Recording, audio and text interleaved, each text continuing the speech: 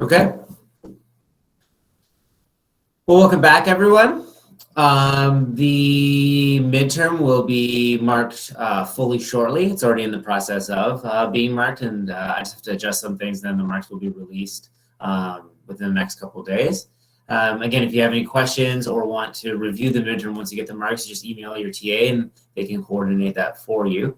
In today's lecture, we're going to be starting off with the last third of the course. And this is sort of talking about the basal ganglia and the cerebellum, sorry, this lecture about the basal ganglia and the cerebellum, which are sort of the regulatory centers. We've learned about sort of the pathways that are involved in controlling human movement. Now let's talk about these two areas and how they work to alter the signal being sent out from the motor areas out to the rest of the body.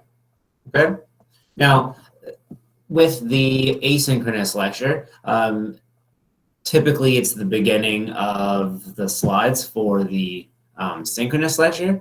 In this case, it was just introducing the slides from the beginning of the basal ganglia and the cerebellum. So it was a little bit of a different sort of setup. But the point of the asynchronous lectures are to introduce you to the topic. So hopefully that's what it did. Any questions about the material before we get started? Sure.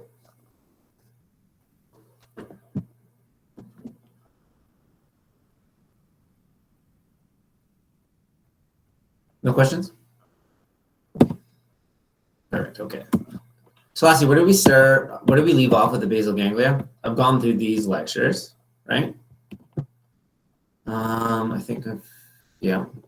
I wanted to highlight here, so if this is the basal ganglia, remember when we talked about the projection tracks? So everything coming out from the cortex, see how it has to go through the basal ganglia on each side? That's why the basal ganglia is in a perfect location to input affect dopamine on the tracks descending.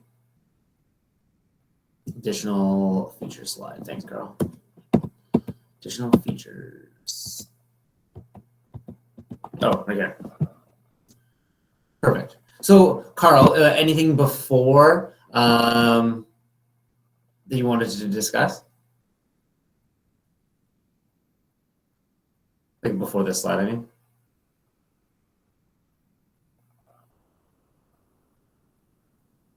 Because think of the basal ganglia as, in Latin, it means a collection of cell bodies or nuclei, right?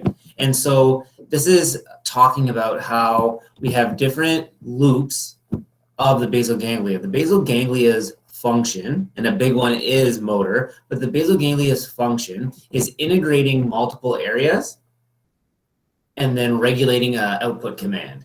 So it's a regulatory center, right? And so with the motor loop, we talked about how these three output areas are all sort of interacting together, and then you can see the basal ganglia's output, or the inhibition of unwanted movements, through its effect on the PPN, on the midbrain locomotor region, or walking, and then our voluntary movement. But it's the same sort of principle with the different loops of the basal ganglia. So the oculomotor loop, the executive loop, the behavioral flexibility and control loop, as well as the limbic or emotional loop. And so what it does is that you can look at a schematic of any of these loops, and you see them on this slide here. You won't be tested on this, but it's interacting as well. It's inputs from different areas that are integrated together. Remember, summation, and then that's regulating an output for these loops. Does that make sense, everyone? Perfect. So let's talk about the main loops. The first, the motor loop would be the one that causes hyperkinetic disorders, right? Well, no, so the motor loop is what's regulating motor control or voluntary movement. So depending on if the basal ganglia is working too hard or too less, you can get hypo or hyperkinetic. So the effect of a disease on the basal ganglia will cause a kinetic disorder. It being hypokinetic or hyperkinetic is dependent on the area of the motor loop that's affected.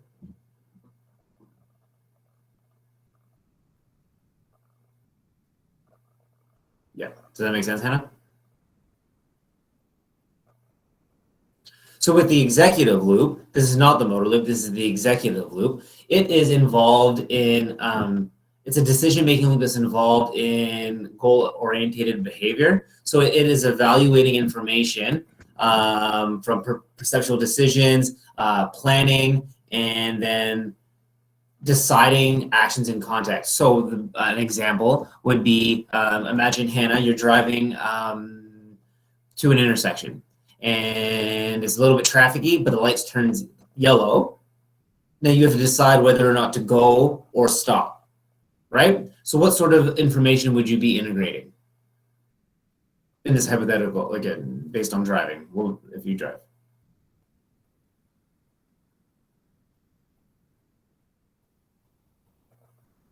Yeah, are you in a rush? How far are you from the light? If there's any cops around, maybe the weather conditions, the cars in the area, right? All of that is stuff you perceive, right? It all has to be integrated as to, okay, which are the most important?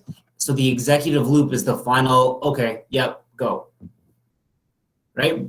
You know, the final decision-making process, it looks at the potential actions and then you finally act on one. That's the executive loop. Basal ganglia is inhibiting unwanted movements in this. Yeah.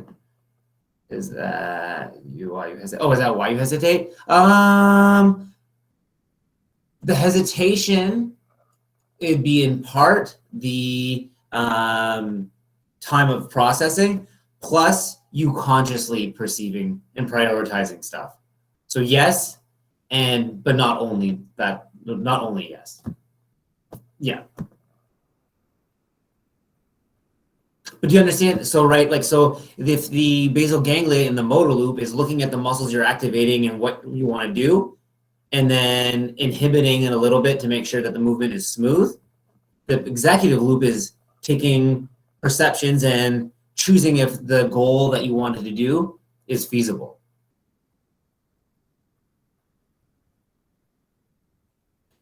Yeah, so it's going to be based on the area of where the neurotransmitters are being released.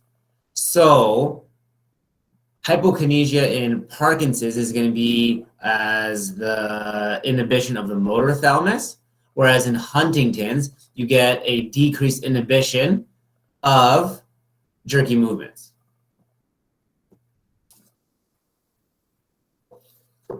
Because it's a whole bunch of different ganglia together, it's really dependent on where in that huge loop that it is being affected. Yep, because the main output of the basal ganglia motor loop is dopamine. It just depends on where the dopamine is. Yeah.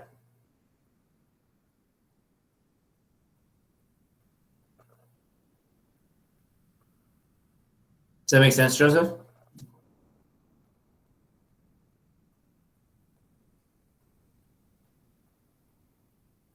Right, but if you look at the motor loop here, so see how you have right here? Look at with the red arrows, that is excitation. The black arrows are inhibition. So the output is going to be dependent on the regulation of the two. So upregulating one or downregulating the other. And so depending on where in the area this is happening, it will have different effects.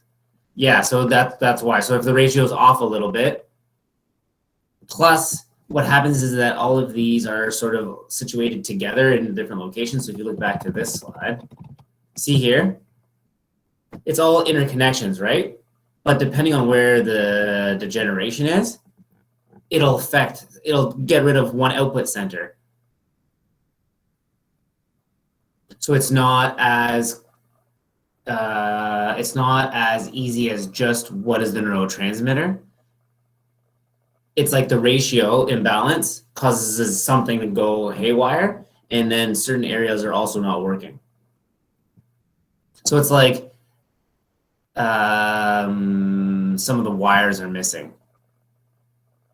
let's think about like an AV setup. Something sending out bad information, and another thing's missing, and so it just depending on the different areas.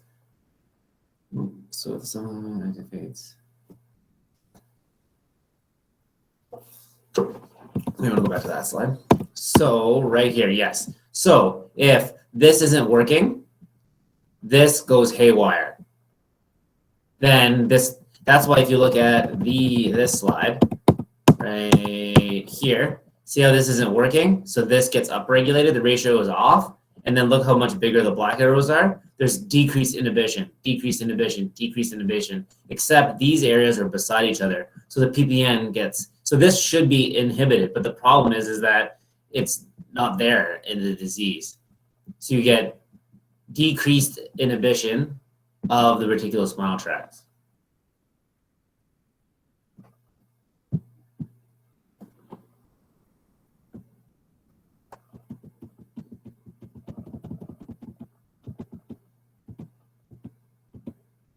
Perfect.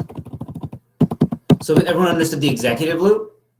The behavioral loop is similar in a sense, but it's important in maintaining attention and recognition of social disapproval. So if you are, Joseph, like in the middle of a classroom and you feel like burping, do you suppress that urge or do you just let it fly?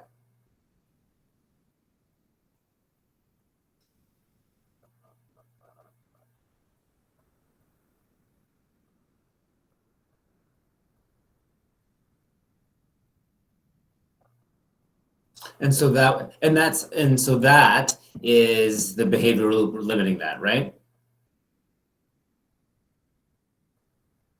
So the connections of this, so what about in different cultures where that would be appropriate or in different situations? It's the connections are the same. It's the inputs that would be different in different cultures, in case you're wondering. The oculomotor loop right here. So, well, behavior loop would only extend as far as your knowledge, right? Well, your experiences or okay, this is appropriate, this is not appropriate. This is appropriate, that is not appropriate. Yeah, exactly. So the oculomotor loop is that if I turn my head, the reflex, remember with the colliculi and everything, our eyes turn with our head. But to maintain attention on something, you'll learn in the motor learning class, is that we have to keep our eyes on whatever we have attention. If I take my eyes off something, I lose attention from that. So the ocular motor loop is that if I want to maintain attention on something, it stops that if I'm turning my head and my eyes are staying on with what I'm trying to attend to, the ocular motor loop suppresses the reflex to have that happen. Right, so the limbic loop is going to be, well, think of the limbic loop more as like reward seeking. So the benefit of this action is so good that I'm going to take a risk.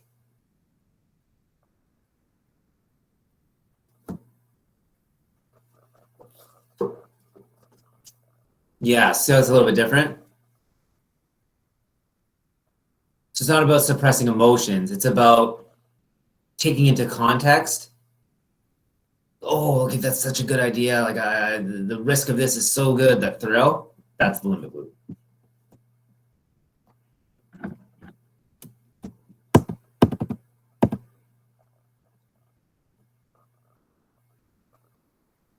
Amazing.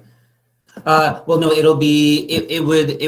would give the final go. It would say, okay, these are the things I need to consider: cars, cops, weather conditions. Okay, everything's processed. Go. Exactly. So the behavior, no. So this. Oh, you guys can't see me highlighting stuff. So what Joseph just said, that's the executive loop.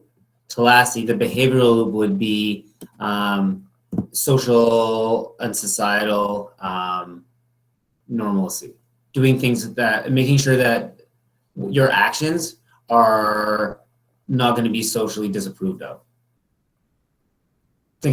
Also think of like canine, like pack animals, right? They have to act in a way that the pack is going to approve of their moves. Think of executive as the action, the final, the final pathway that says, okay, do it. Right. Limbic is reward seeking, and then ocular motor, eyes. Now remember, all of these loops are happening all at the same time, right? I'll agree with you that they're all together. Because what if you have the executive loop, right? But then you're also late for work, right? So you need to get to work. That's also a factor that's going to be in there. These are the loops. I'm sure there's loops they haven't discovered yet, but these are the main ones, and they all probably contribute together. The biggest one would be the motor loop. It seems to have an effect on a big difference. Drug doesn't affect bowel loops. Probably, and because it's also going to be like it's for an addiction. It's not just these loops. It's going to be all different areas, right? Hippocampus. Yeah. This is the basal ganglia is the final pathway to initiate stuff. So that addiction is going to be affecting a whole bunch of different areas, including the basal ganglia.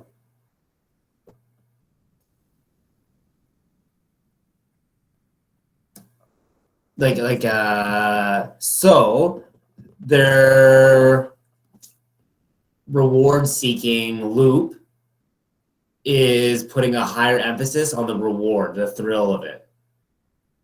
So that input is higher. So it's not the basal ganglia that's like wrong and wrong connections. Their input is really high on one.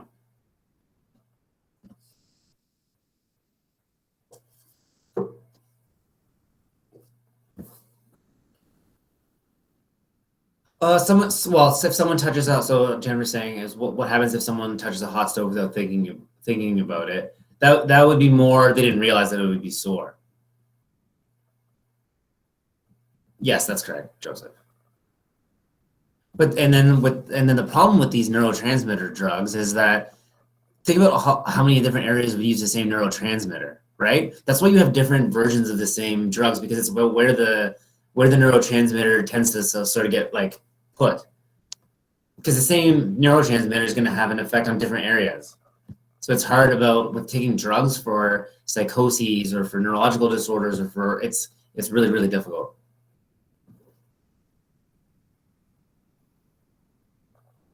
Chris is saying, what about people with anxiety and fears that disable people from performing certain action? Right. So think about like the loops are the final pathway that's integrating all of the inputs and making the final decision on go or don't go, right?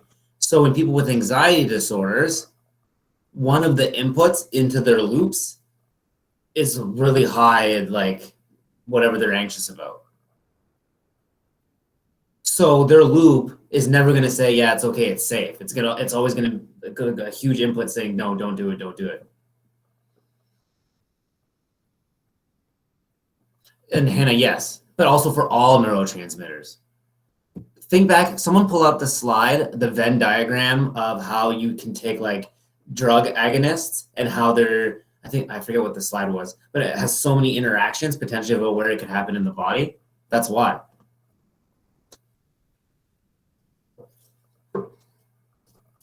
Everyone okay?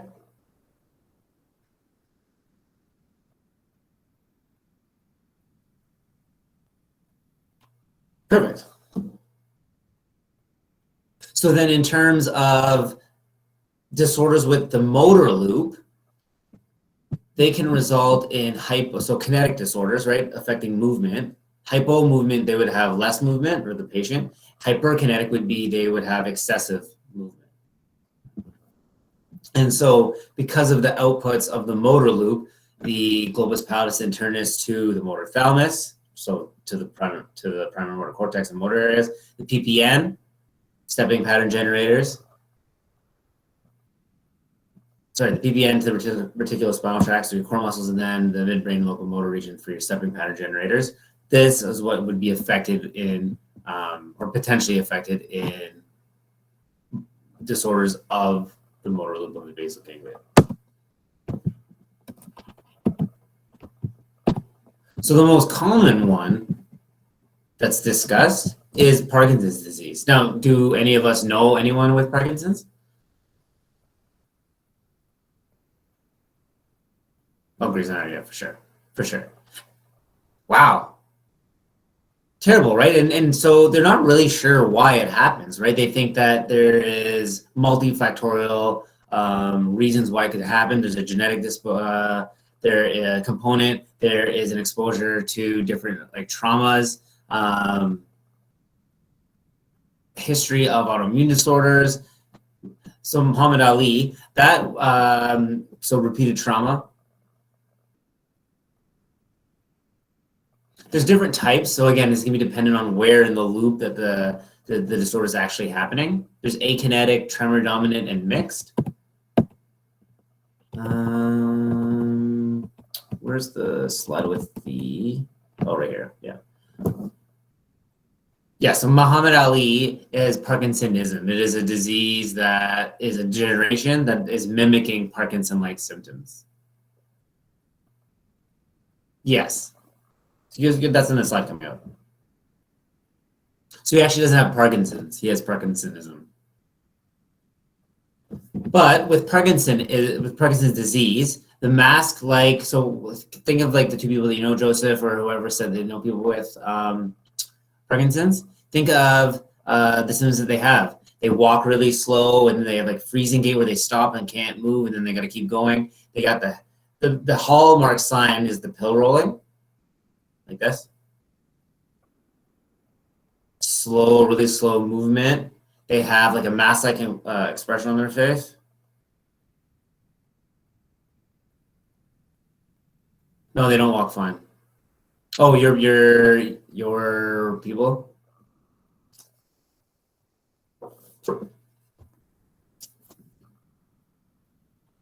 Some, and it depends too, because there's different types. This is the most popular ones. Yeah, actually, you can see it here. So I have a video right here. Oh wait, this is tremor dominant one. Oh no!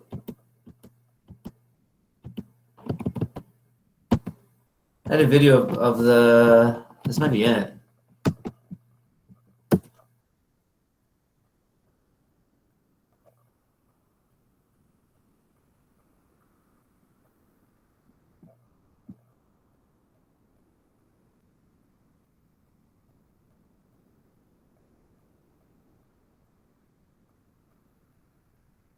I deleted the video by accident.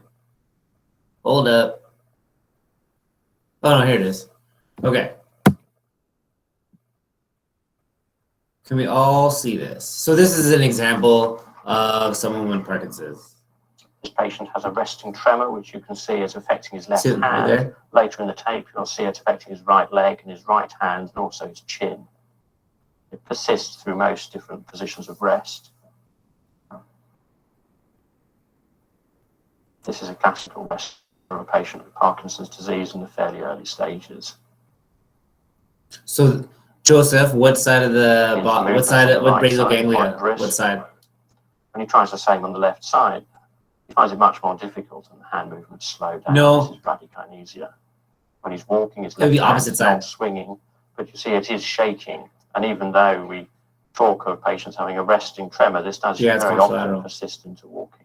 But see how their right side isn't, so their left side isn't really moving. So it would be right basal ganglia. Turning without difficulty, and he's walking. It's otherwise normal. But it's not fatiguing because it is the tremor is from your postural muscles. Postural muscles don't really get tired. Tremor. He's sitting quite comfortably at rest. There's not really any significant postural tremor. Facial expression looks normal. But it's not like a crazy exertion classic. Are satisfactory on the right. Exactly. On the left side, he finds it slightly. It's like very small contractions, right? Up, and there's a tendency to slow down. I'm sure if you did it for months, it would get like You can see that tone in the right arm is normal until such time as she begins to wave her left arm, when you can see the right arm stiffening up. On the left side, on the other hand, tone is increased even with the right arm at rest. She again moves the contralateral limb, and you can see a considerable increase in tone. The next patient you're about to see has some even more unusual movements. So this one would be tremor dominant. See how the difference has a crazy movements? History of back pain and a several-year history of these apparently involuntary leg movements. This goes on all of the time for weeks. I'm sure the muscles are fatigued and stuff, but as a result, not like what we're thinking of carried when around working at out. home by her parents. You can see that when I touch her leg, the speed and the amplitude of the movements increases considerably. After a while, it settles down a little bit again.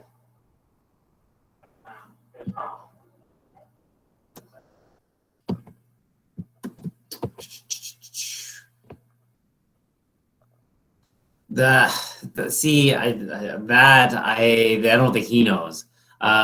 It could be because of like when you're holding it down, the proprioceptive input back to the spinal cord affects like whatever is getting sent down from the top, plus the proprioceptive change is affecting the output.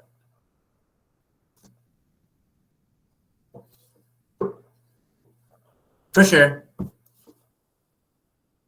They would probably get like crazy knots typically in all the different muscles.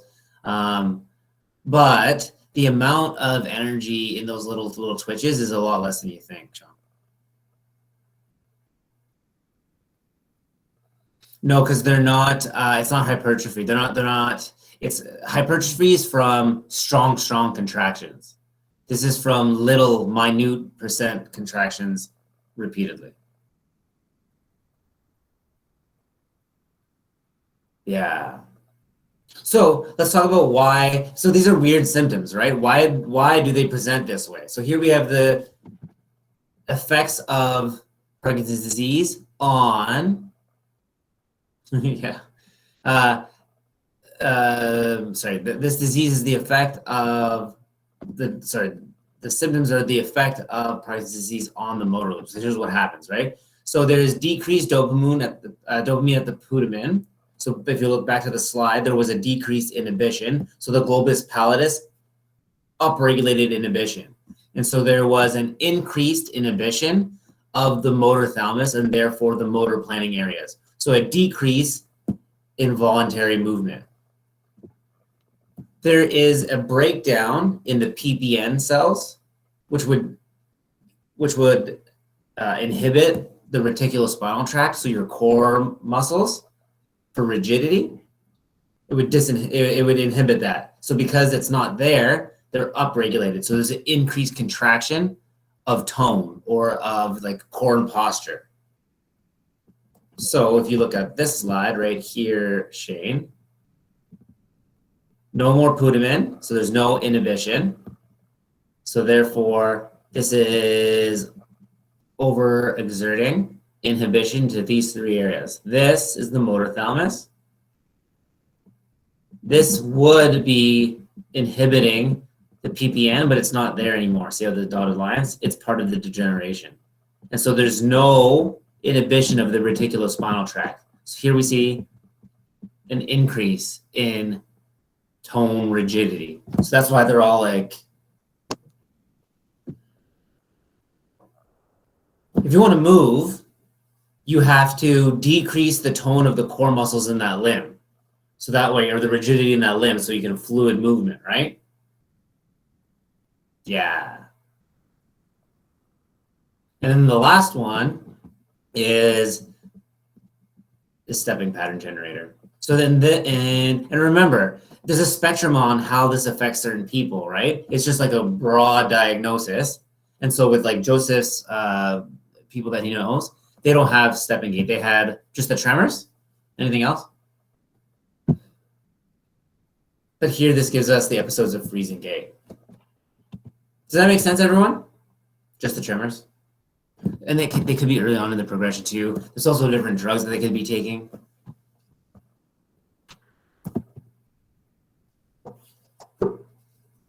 I have a video here of sort of physical rehabilitation. So for medication for Parkinson's disease, it's usually drugs that increase dopamine, trying to get the decreased, like it's try to have dopamine sent to the globus pallidus, so that way it's a better ratio, and then it's not overfiring its output. There's invasive procedures like deep brain stimulation, where they put in electrodes that will keep firing to make an area stop working. And then if it's really, really bad, like the tremor dominant video that we saw, they can go in and do destructive surgery or like remove or ablation parts of the brain.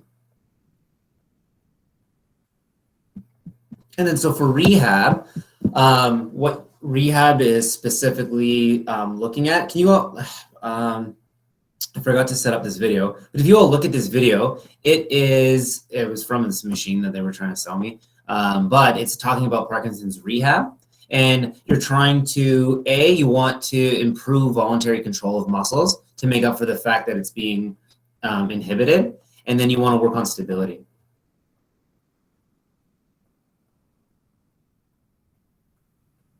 No, it definitely is, because it's voluntary core. So then remember, voluntary is your premotor cortex, right? Not the baseline rigidity, yeah. Voluntary stuff you want to do. You want to be able to voluntarily control everything. So if you look at this video, that's what the rehab is looking at. Doing. Oh, I did it. I mean, crap.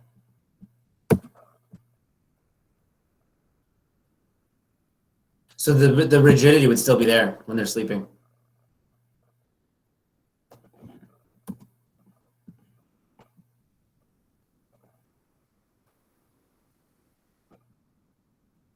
Carmen is a 73-year-old gentleman who was diagnosed with Parkinson's approximately 3 years ago. If you have Parkinson's disease, you're going to find that there's going to be things that you could do normally that are harder to do now, like let's put on a shirt, over your a shirt that goes over your head, a little difficulty tying your shoes, eating, going out to a restaurant eating, it could be a little taxing because you shake when you eat and you feel subconscious about it. He has. But I think that's the point, is like by understanding the groupings of different disorders, you can develop, rehab equipment that would be able to help a whole bunch of different conditions. When he thinks about, worries about his tremor, his symptoms get much worse. But when he's concentrating on his exercises and he's doing the program, it's like he doesn't have Parkinson's at all. He says, I feel like I don't have Parkinson's right now. And that lasts for a few hours for him. Does this feel good for your legs? Yeah, it does. The more I practice, the less I He's just practicing, right? Voluntary control. Excellent. Yeah, that's what he's doing. I put him on the balance. Fine motor control is the motor thalamus, is the motor areas, yeah. To let him feel what it feels like to weight shift onto that right leg. What So it another feels like to conscious walk on your toes and not worry stability, about losing your being balance. aware What of it feels like to go onto the heels of your feet and bend center of your mass, right? So he's trunk getting a forward visual. so that you know you're not going to fall. Maybe it gave them something to concentrate on, or Nice and tall. Good. And most of your weight's on your right leg. no, because it is equally inhibited. So it would just, the whole thing is just not being activated. That's great. To unmap homunculus, there has to be constant expansion. There has to be constant stimulation to expand the borders. Feelings But in this will case, the whole transfer thing's being hopefully suppressed. into, Not necessarily better just certain balance areas. in the real world. Good. Excellent. Okay.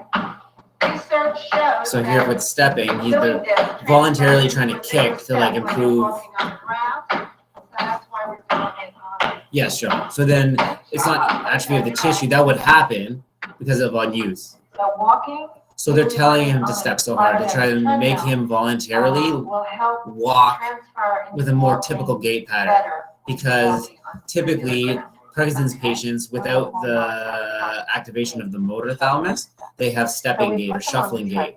They don't them walk like when they do like. Give them some So by doing like that, putting a large you're gym forcing ball him to have a treadmill.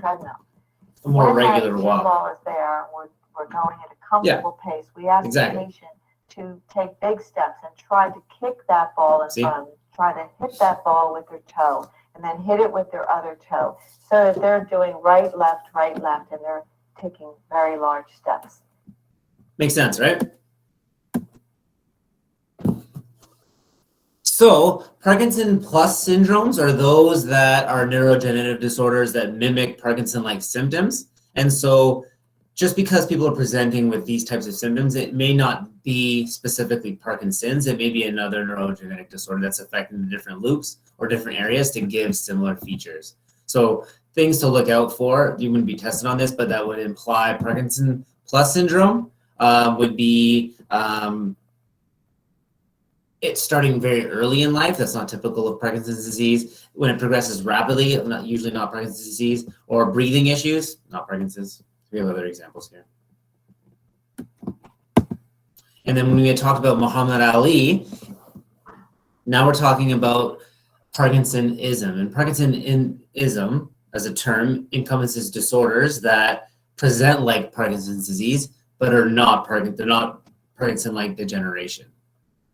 As a result of toxic, infection, traumatic, just like CTE, right? Repeated concussions, you get lack of energy in some areas of the brain, and in Muhammad Ali case, and a lot of different cases, you can get breakdown of the basal ganglia, and then you get these symptoms.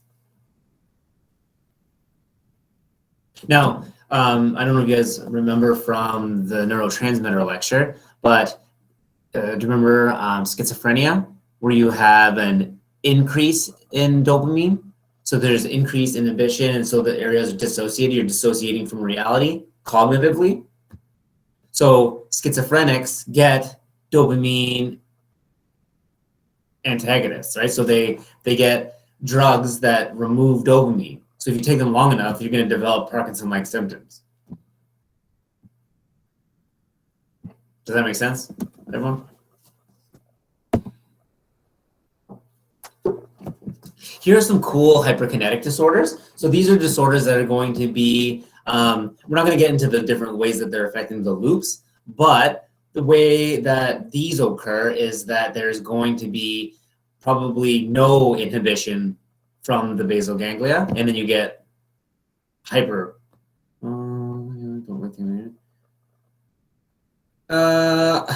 I think that's more of like a, I don't know. I think that's more of like a social thing. I don't think they would like inherently want to not take the medication for a neurotransmitter reason. It's probably because they probably think of like the psychosocial factors of schizophrenics and probably opening up about like it scares people. They're probably hesitant about doctors. They're paranoid, right? They're inherently more paranoid of everything. So then if you go to them and say, "Oh, take this drug; it's going to help you," they're going to be like, "I don't trust you."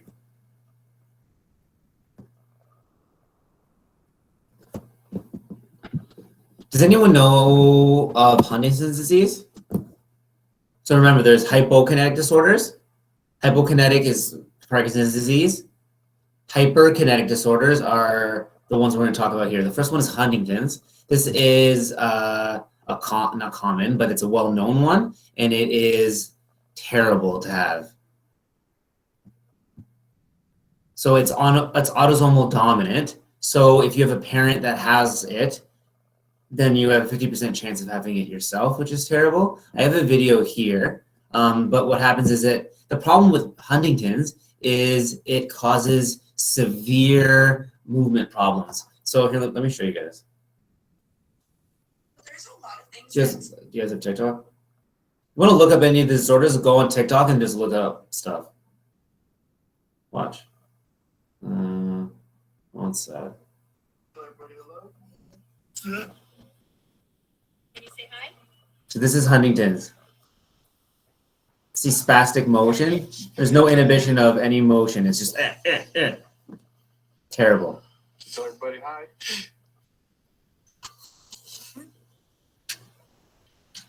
Yeah. Can you tell Randy and Gabrielle and Chate?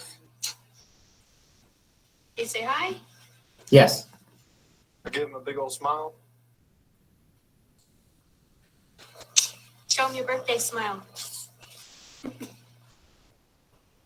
And Jennifer, the progressive. So it only gets worse. There it is. No, atheostosis is like slow movements. So slow writhing movements. See how that was like jerky? This, I'll show you. Where's one? Disconnect CPU.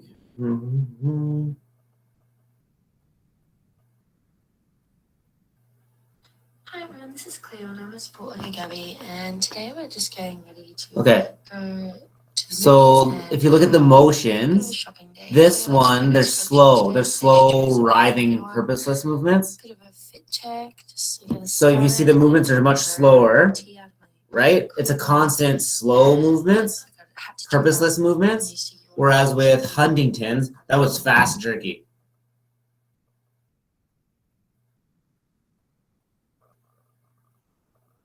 So we have decreased dopamine, yeah. Because there's no inhibition. Remember that motor loop? Yeah.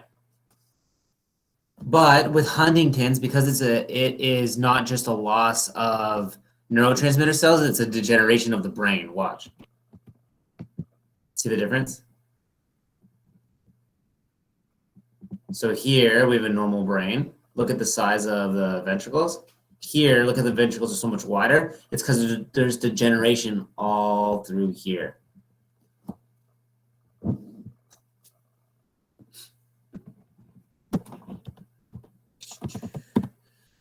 I had this really awesome video about dystonias, but has anyone ever known anyone with focal dystonias? So focal areas of spastic areas. Sorry, what Aaron's saying. Would there be a mental component as well, or only physical? There's for sure a mental component and everything, which is the inputs. So dystonias are typically genetic, and they are like, think of like one specific area that's affected. Oh, for Huntington's, yes, because it's a whole degeneration. Whereas for Parkinson's, it's just the motor loop. So mentally, they're still there, cognitively.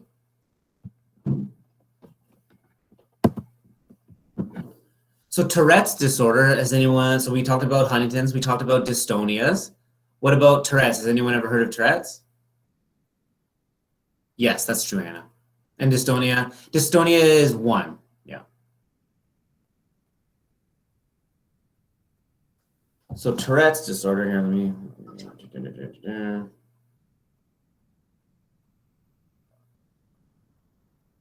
So there's a lot of things that set up. Well, I follow this girl on TikTok. So there's a lot of things that set up that set off my tics. For example, like going out in public, or your mom. Hey Georgie. That's Fluffy. This is Fluffy. Say hi, Fluffy. Going out in public, stressful environments, anxiety, a lot of things. So your mom's chest hair. So, oof, wanna go? Yeah. So she has tics.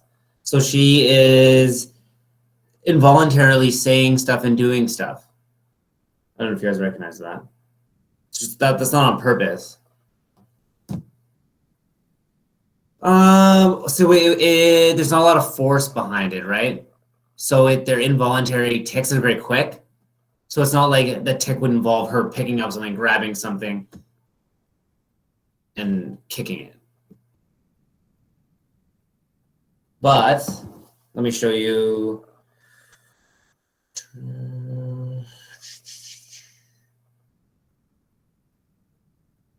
There's one where she's baking a cake. But then you'll see her, Joseph, like dropping stuff. Yeah, that's the one that shows. See how they're like doing and then right. She can a little bit, and they can, but when they suppress it, the urge increases of that tick. I can't see them. I don't know. Do you have does anyone have the baking one? Oh, I don't see it.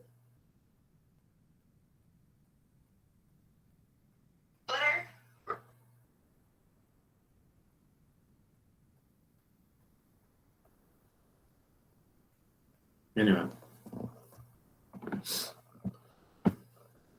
So with Tourette's disorder, there's a motor component, but there's also an effect. You can see it on the behavioral and limbic loop, right?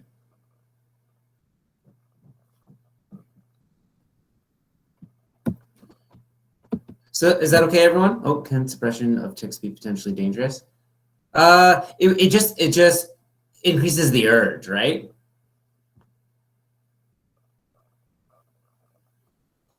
They're not usually that aggressive movements.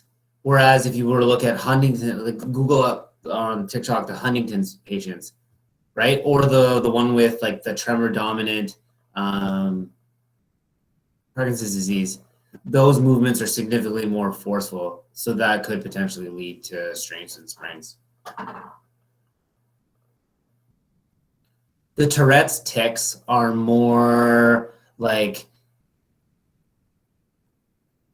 tics that are you would normally suppress. Like it's not like she's thinking it in a sense, but they're normally like socially disapproved of things that you would like think about for a second and not think about or recognize, and that's what they can. And if that can pick up tics from other people, yeah. So stress, anxiety, lack of sleep, they would decrease the body's ability to suppress the tics. That's what she was saying in the video. And then that's probably true of lots of different, not disorders, but lots of different scenarios.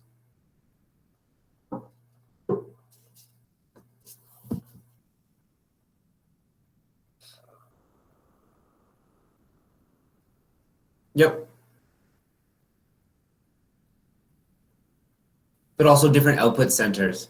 So if you look back at the oculomotor, like oculomotor, behavioral, executive loop slide, the slide right after that, it's showing the loops of the other. It's also going to be affecting those areas. So if you look at those areas, each of the basal ganglia and the caudate, the big head, that's where all the inputs is coming in. So depending on where the degeneration is coming or going to, it's going to be affecting a bunch of different inputs and therefore the different loops. Oh. Need more coffee. Any questions about those, everyone? Hopefully you found it super interesting.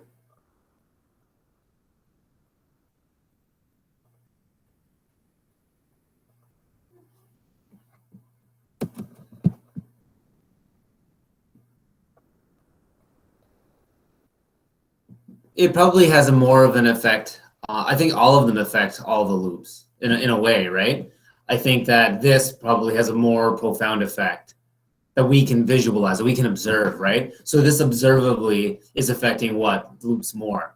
The behavioral and probably limbic loop and stuff, right? Yeah. And then there's a spectrum of the disease, right? So then some people have the disease a lot, some people have it a little bit, and that's also going to affect, right? But if you can understand the loops, then you can better understand sort of rehab. So that's basically the focus of us, right?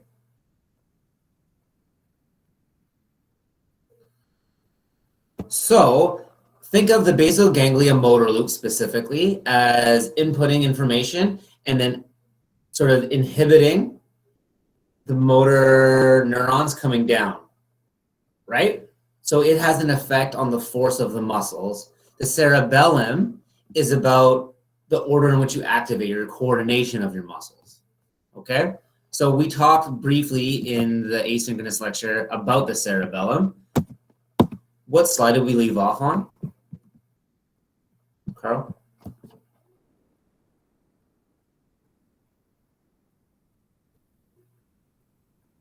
Or Joseph?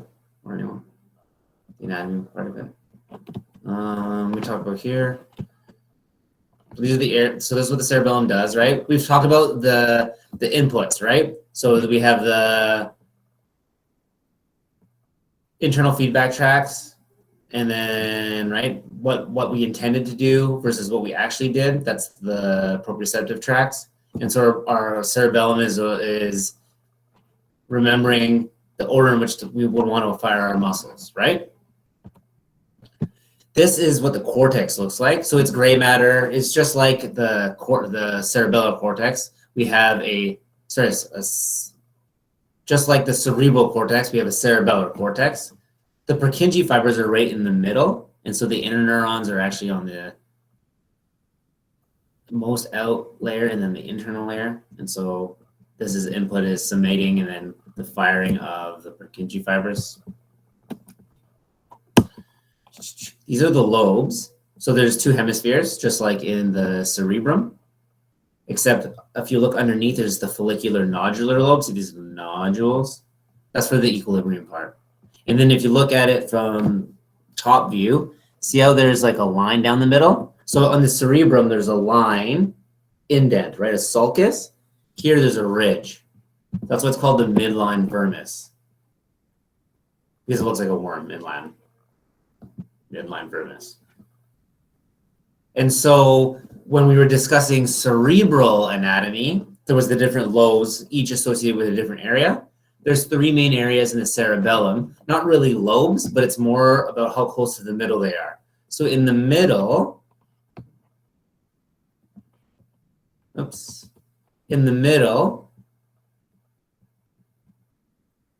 that is more going to be for postural movements. The outside is going to be for fine control, and then the follicular nodular lobe is for equilibrium. Yeah, so Purkinje fibers are based on what they look like. So those fibers are still in the heart, and they regulate contraction of the heart, the beating.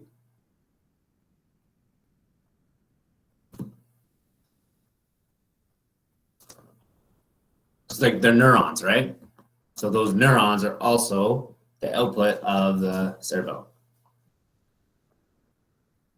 Does that make sense, Carl?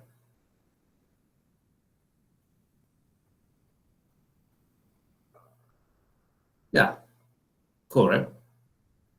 So it's like the equivalent of like, yo, we need a new part for the back end of the car. We just use the cup holders from the front. That's the evolution equivalent of what we did. Okay, so think of the cerebellum as regulating coordination. The follicular nodular lobe underneath is for equilibrium stuff. That's going to be the area for equilibrium or coordinating equilibrium. Gross movements are going to be the middle of the cerebellum, and then fine or voluntary control is going to be the outside of the cerebellum. So the cerebellum is organized into regions for controlling each class of movement. So these are the classes of movement that we need to organize: equilibrium, gross posture or gross movements, anticipatory postural control, and then the last one, fine control or fine movement. So let's first talk about the vestibulocerebellum. Okay, so this is the follicular nodular lobe. Oh, here, yeah. So hold on a second, Manine, look at this. So they talk about the anterior lobe, the posterior lobe, and the follicular nodular lobe. So these lobes aren't really dependent on function, like in the cerebral lobes. It's more based on how close the tissue is to the middle. So they're not calling it based on, see how in this picture, this is going to be for equilibrium. Sorry, equilibrium is purple. Posture is in light blue. I think this is light green.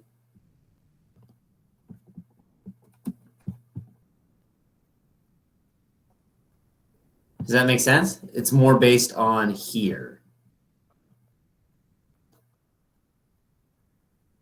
So the first, yeah, okay, awesome. So the vestibulocerebellum is a way to talk about the loop or the connections between the cerebellum and the equilibrium centers for coordinating equilibrium. So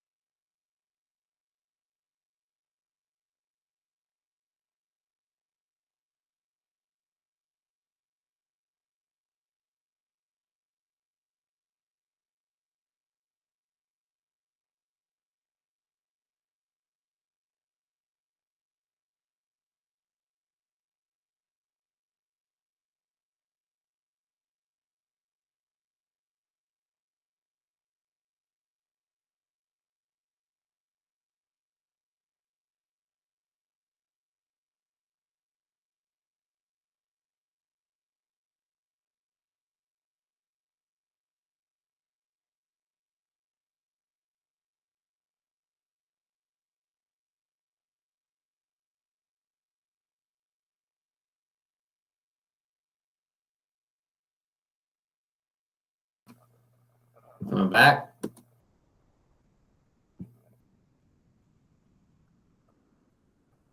Weird. The internet just came off, I guess. I don't know if that was on my end and on your end. Yep, it's okay, Sean. You know what? It's important to miss someone so that you appreciate them when they're here. Hashtag life lessons. Yeah, it's true. It's true. I'm deeper than a Purkinje fiber.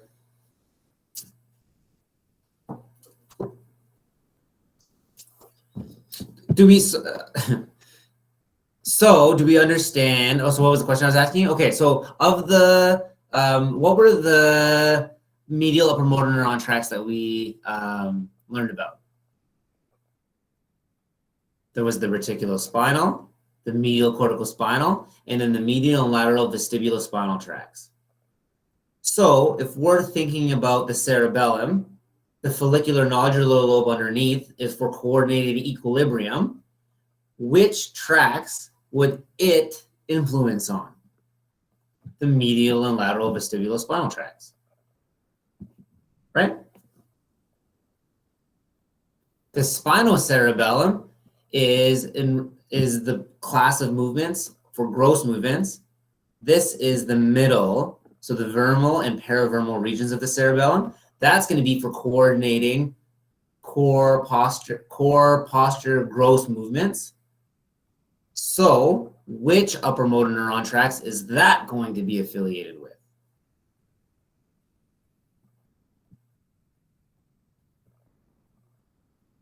All the medial upper motor neuron tracts. Is anyone answering?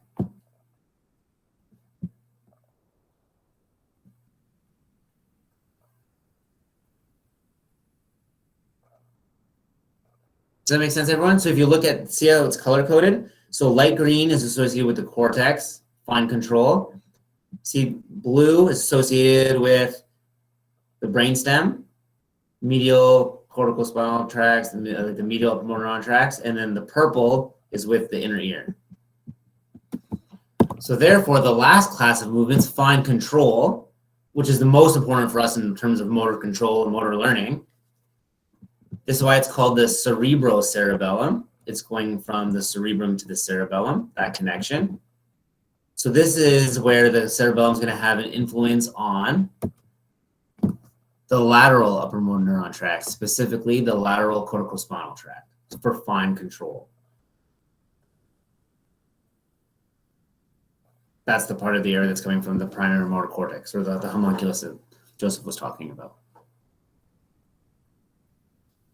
So the function of the cerebellum, is different than in the cerebrum. Cerebrum, the lobes are sort of divided up into different areas that were responsible for this. The cerebellum is not on the lobes, anterior, posterior, follicular, nodular. It's more based on sort of the area of the cerebellum.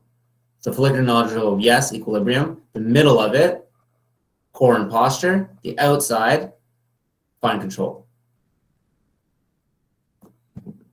Now, clinically, remember I said, so yes, exactly, it's based on proximity to the vermis. So remember how I said how we were talking about all those basal ganglia disorders, how it's affecting contraction force, it can affect. Now, the cerebellum doesn't affect the force of the muscle, it's the order or organization of activation. And so people with cerebellar disorders, they're uncoordinated. Now, Google this. There was a woman in Japan like 4 or 5 years ago she was like 30 years old, and she finally went to the doctor because she felt like she was unbalanced in her whole life. And they realized she didn't have a cerebellum.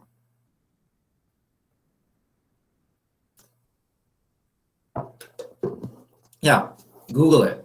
So weird. Yeah. Which is supposed to show neuroplasticity, right? There's so many connections that through repetition and experience, your body will develop connections with what's available. Hashtag that's what we do in rehab. Yeah, she was born with that one. There it is. Good job, Aaron. Assist.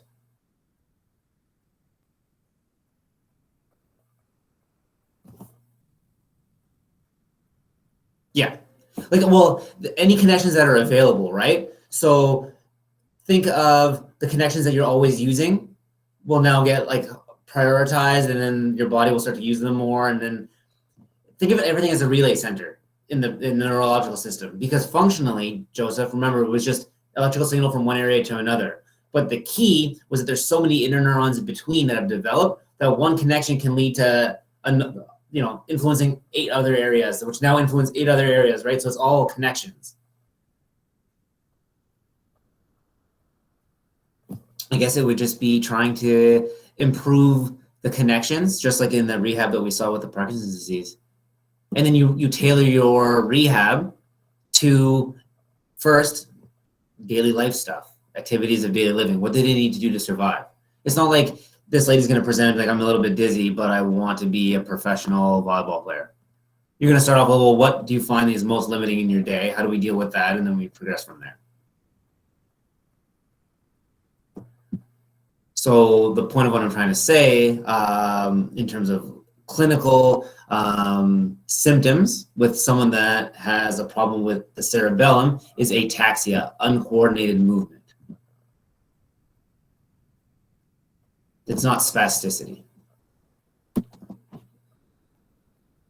And then so if they have a disorder of the cerebellum, now that we understood that it's based on, the function is based on proximity to the vermis, then we can figure out, well, what part of the coordination will be affected based on the area of the lesion.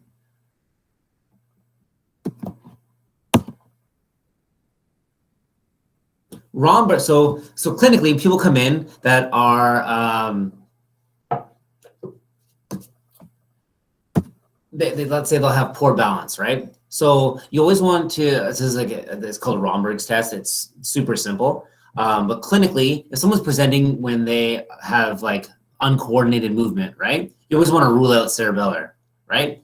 Most likely not going to be, you don't think oh my God, you have a brain issue immediately if someone comes in with poor balance.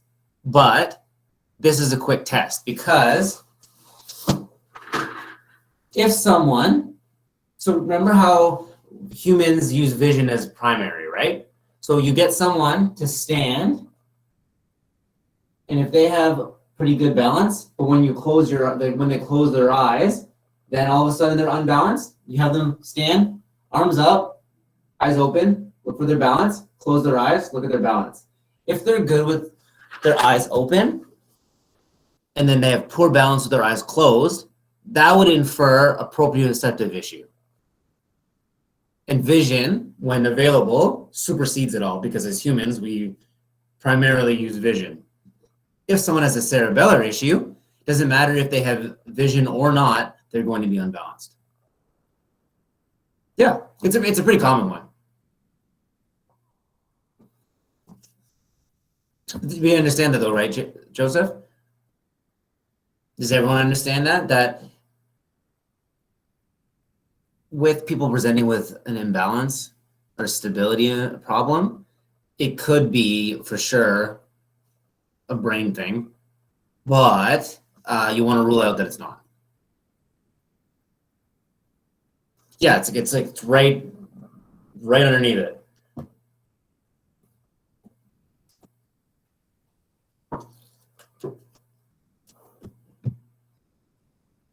So in this case, they're saying, so included in the Romberg's test, they're saying take the vibration sense or positional sense or ankle reflexes, because that would indicate whether or not it's just a peripheral nerve issue with the ankle.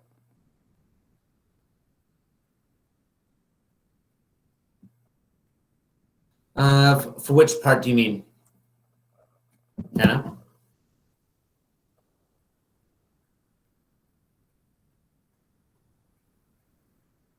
Well, so the balance problem in a cerebellar is because they would not be able, so the input's going into the cerebellum, right? So of all the proprioceptors, and then in terms of equilibrium, the cerebellum's going to say, okay, to maintain stability, you want to fire the muscles in this order. And so the order is off. And so they're trying to maintain balance, but the order in which they're activating the muscles is wrong. The body schema is at the spinal cord, yeah. So it's all of the input is toward, like, technically all of the input coming in from all the proprioceptors is giving like the spinal cord a picture of what's happening at that level.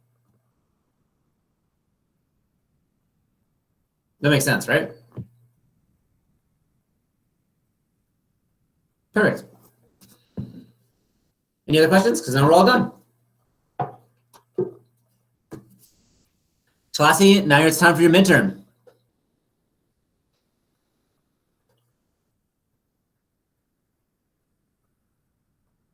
Oh, you too. Oh, wait, how many of you have the midterm? Also, all of you. Okay. Well,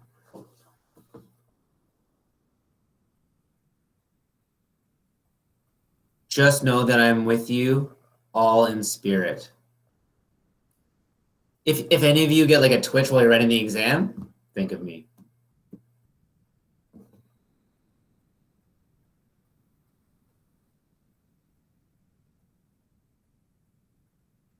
Neuro something?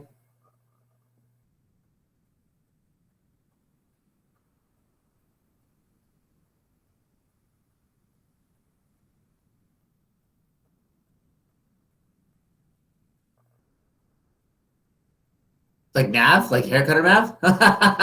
Yeah, I know Nav.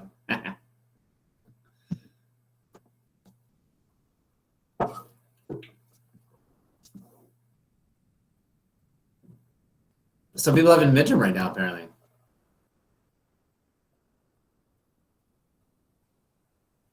Wait, so not all of you have brain and behavior? No, Jen's freaking out. No, Jennifer.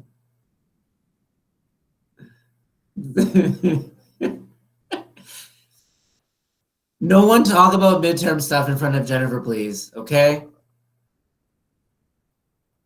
Just trying to get through this.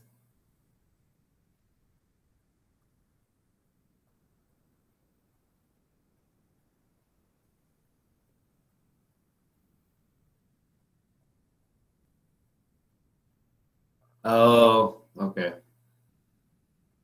Okay. Now I'm going to start recording.